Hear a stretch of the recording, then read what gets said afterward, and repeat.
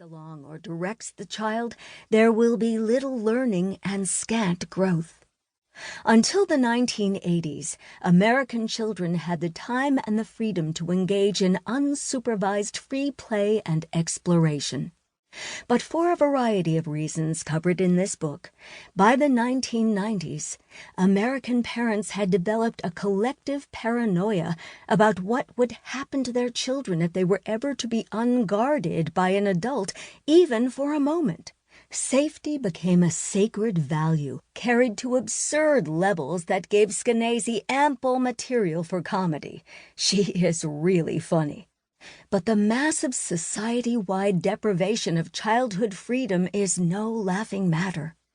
It appears to be one of the major reasons that rates of adolescent anxiety, depression, self-harm, and suicide have risen for those born in the late 1990s and early 2000s.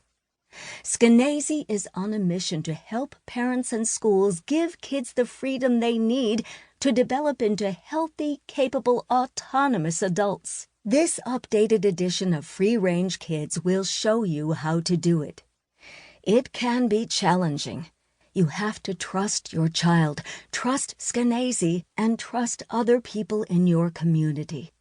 The first several times that our older child Max walked the half-mile to school alone in 5th grade, we were anxious. Would cars see him? Would he watch out for cyclists going the wrong way in the bike lane? But he thrived on the independence and showed such good sense that we quickly lost our fear. 3 years later, at age 13, he texted us from the U.S. Open, asking if he could stay for the late-night match, which meant he'd have to take the subway home after midnight. We hesitated, but said yes. He returned at 2 a.m., buzzing about the amazing tennis he'd seen that day and how one of the subway lines he'd needed was closed for repairs, so he hailed a cab for the last leg, which he'd never done on his own. It was a day of adventure, after which he was visibly more confident. It's nerve-wracking to let go, and we are two people who are reluctant to cede control, but the payoff is huge. You see your kids gaining competence, a sense of place and direction, and the ability to speak and plan for themselves. We are so grateful to Skenazy for writing this book and showing us how to let go and let grow. Jonathan Haidt, co-author of The Coddling of the American Mind, and Jane Ryu, New York City. Introduction to the Introduction. This, my friends, is edition 2 of Free Range Kids, which first came out in 2009.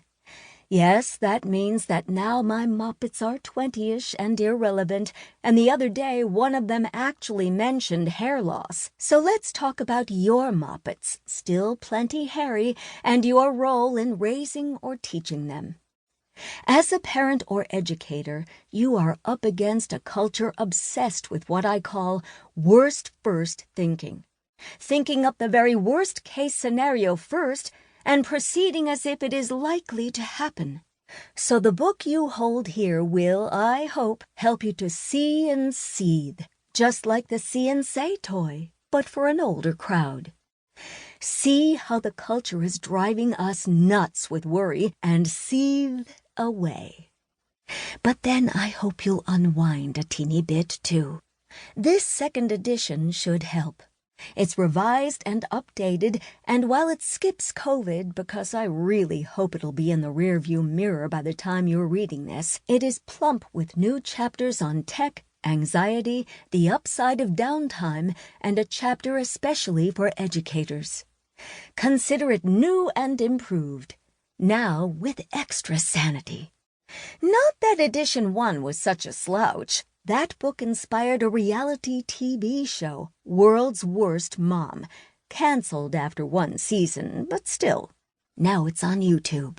Free Range Kids made its way into textbooks and onto The Simpsons. The book took me around the country giving talks and meeting the free-range curious. It inspired schools from New York to California to start promoting